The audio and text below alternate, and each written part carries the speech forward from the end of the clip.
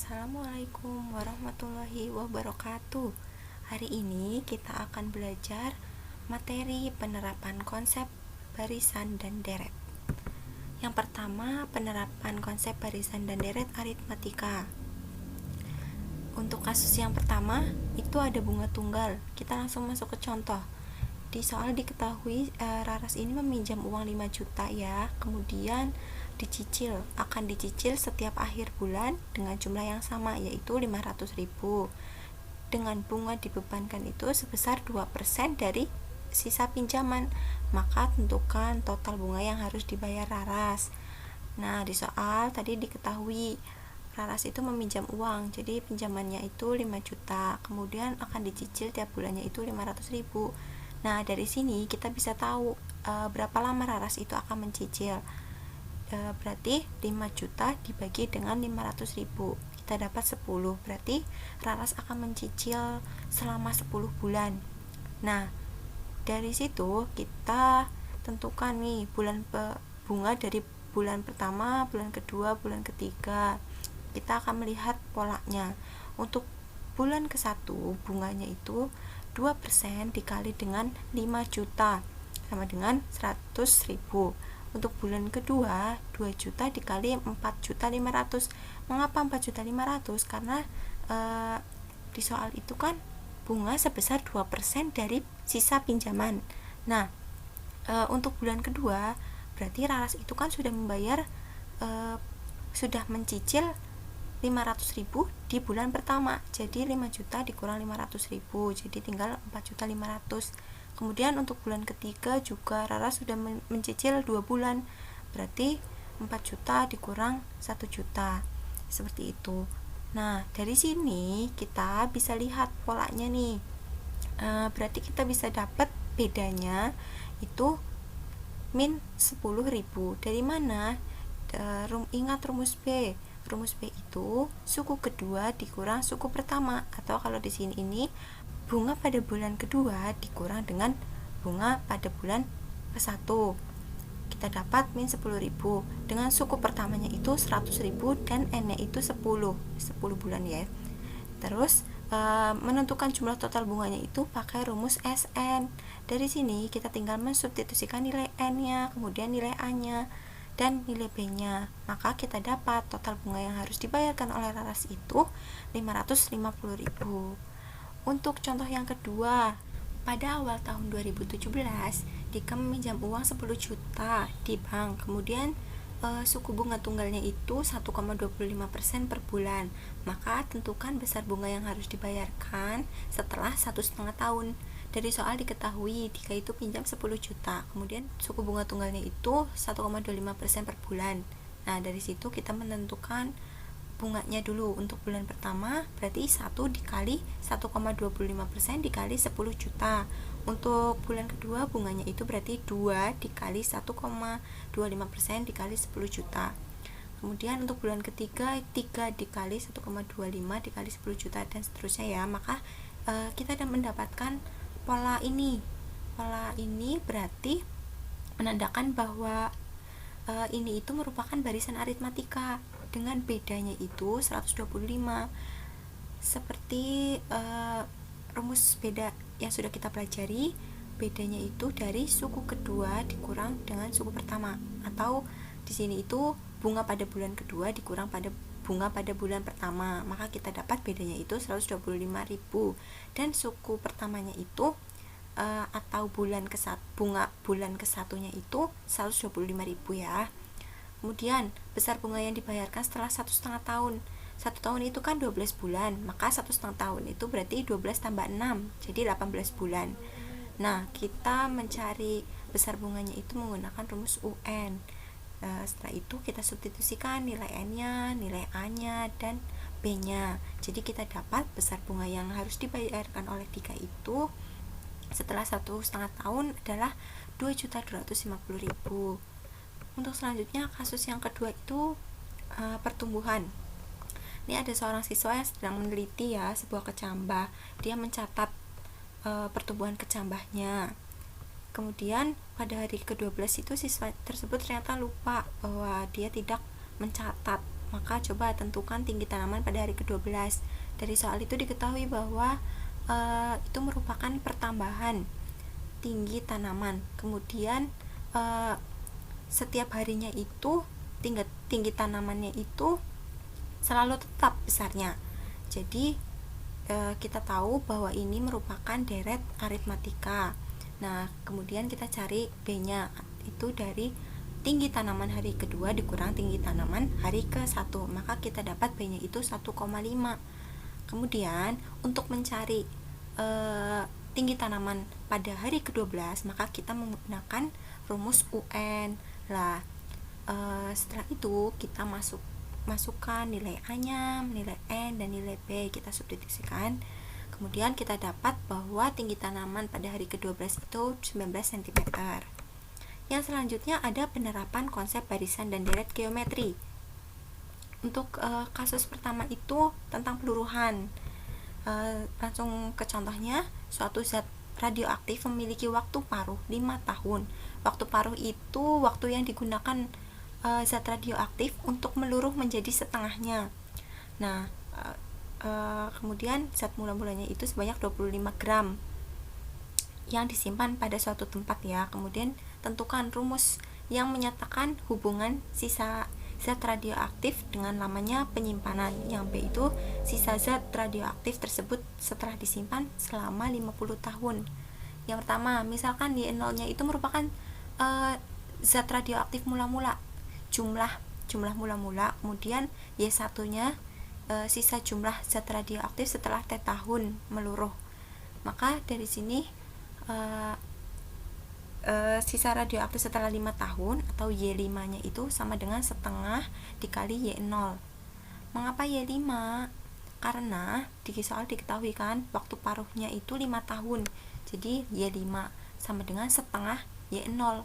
Karena waktu paruh itu merupakan waktu yang digunakan zat radioaktif untuk meluruh menjadi setengahnya. Maka di sini setengah dari Y mula-mula, setengah dari jumlah zat radioaktif mula-mula. Nah, kemudian kita ubah menjadi pangkat. Nah, ini kan 5/5 sama aja 1. Setengah pangkat 1 sama aja setengah kan. Ini tidak merubah nilai, hanya merubah bentuk saja. Kemudian sisa zat radioaktif setelah 10 tahun, berarti Y10 sama dengan setengah dari Y5. Nah, di sini Y5 kan sudah diketahui, Y5 sama dengan setengah Y0. Jadi Y5-nya ini kita ubah menjadi setengah Y0. Jadi setengah dikali setengah Y0. Setengah dikali setengah bisa kita tulis setengah pangkat 2. Kemudian pangkat 2-nya ini kita ubah bentuk menjadi 10/5. 10/5 kan sama aja 2. Jadi sama aja ini setengah pangkat 2 Y0 ya. Dan seterusnya.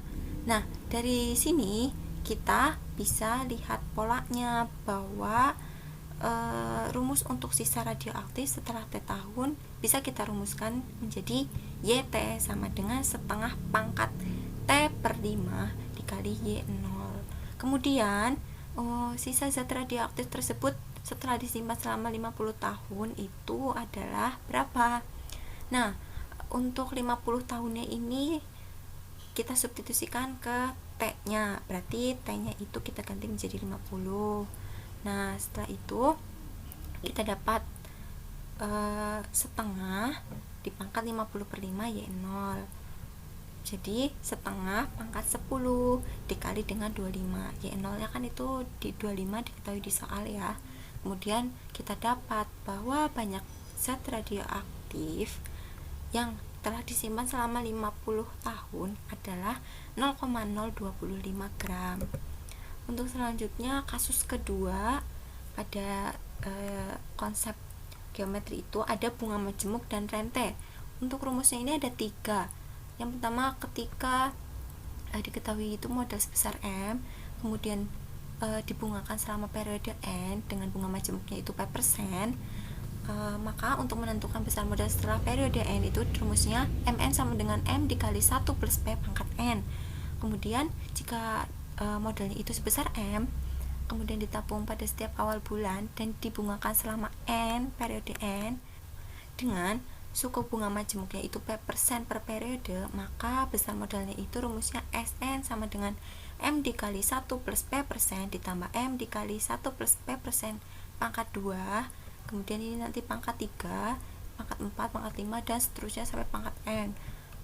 Kemudian yang ketiga, untuk modal M yang ditabung pada setiap akhir periode itu bisa akhir bulan, akhir tahun, seperti itu. Maka modal pada awal periode belum mendapatkan bunga, jadi rumusnya ini menjadi SN sama dengan M. Ini karena modal awalnya itu belum mendapatkan bunga, jadi kita tulis M saja, bukan M dikali dengan 1 plus P persen, tapi M plus M dikali 1 plus P persen ditambah M dikali 1 plus P persen pangkat 2, kemudian seterusnya pangkat 3, pangkat 4, sampai pangkat N. Langsung ke contoh yang kasus pertama. Modal sebesar 10 juta disimpan di bank dengan suku bunga majemuknya itu 0,25% per bulan. Maka tentukan besar modal setelah disimpan selama 2 tahun. Nah, dari soal itu maka kita peroleh M-nya itu 10 juta, kemudian P-nya itu 0,25% per bulan, dan N-nya itu 2 tahun.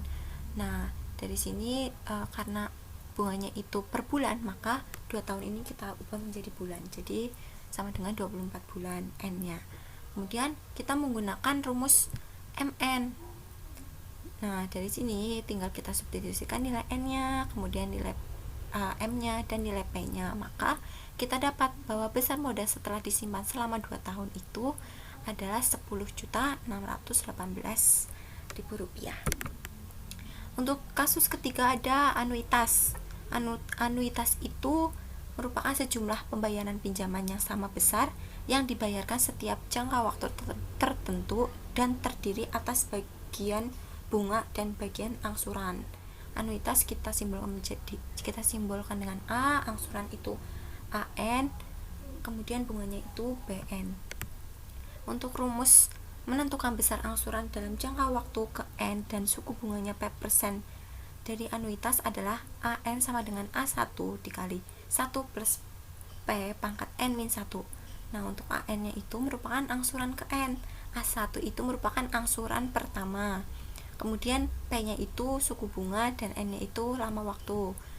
Nah, untuk rumus menentukan besar pinjamannya dilunasi dengan anuitas dan suku bunganya itu P persen, maka menggunakan rumus M sama dengan A1 dikali dengan 1 plus P pangkat N min 1 per P.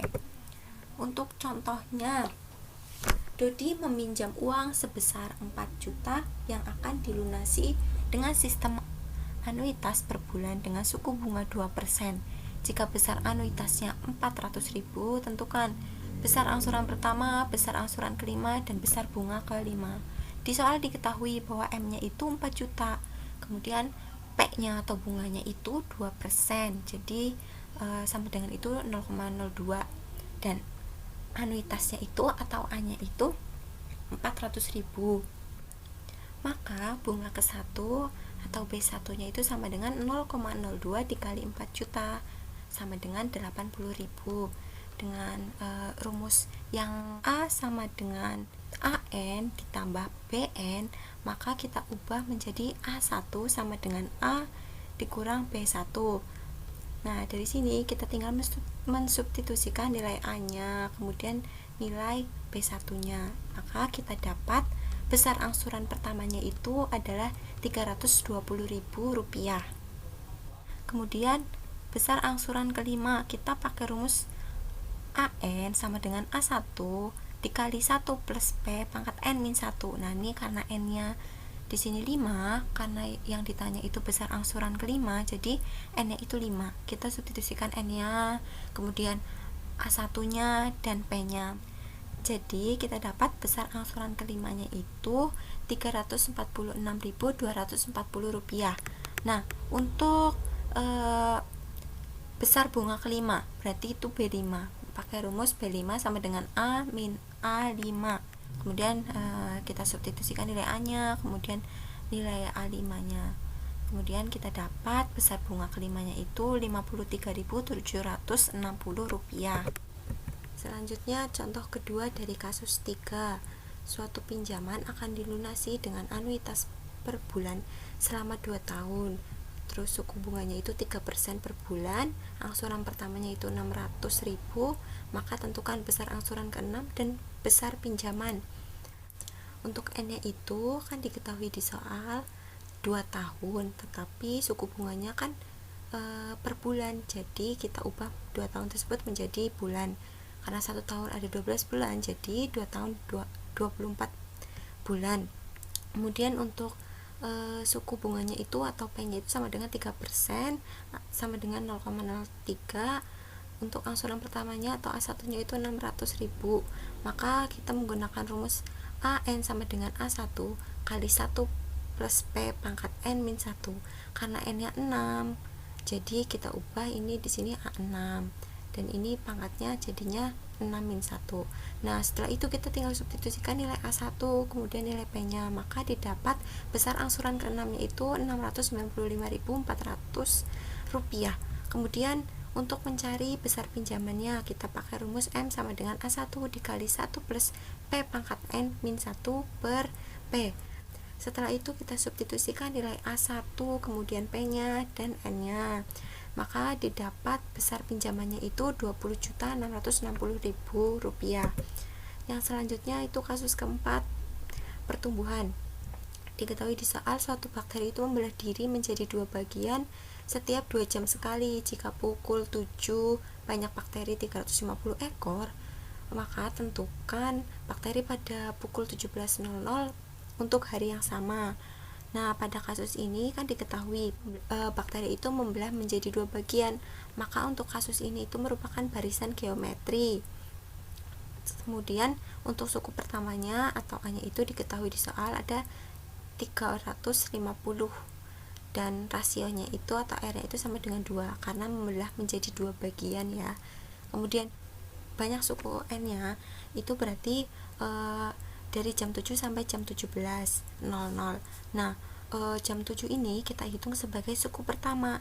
Jadi suku pertamanya itu jam 7, kemudian jam 9, kemudian 11, 13, dan 15, kemudian 17.00. Ada 6 kali pembelahan. Jadi kita disuruh menentukan suku ke N atau suku ke-6. Nah, kita menggunakan rumus UN. UN sama dengan AR pangkat N min 1. Setelah itu, kita tinggal substitusikan nilai N-nya, kemudian nilai A, nilai R-nya juga kita substitusikan. Maka, kita dapat banyak bakteri pada pukul 17.00 untuk hari yang sama adalah 11.200 ekor. Nah, sekian dulu materi mengenai konsep barisan dan deret. Terima kasih atas perhatiannya. Saya mohon maaf apabila ada kesalahan kata-kata. Kita bertemu lagi di materi selanjutnya. Wassalamualaikum warahmatullahi wabarakatuh.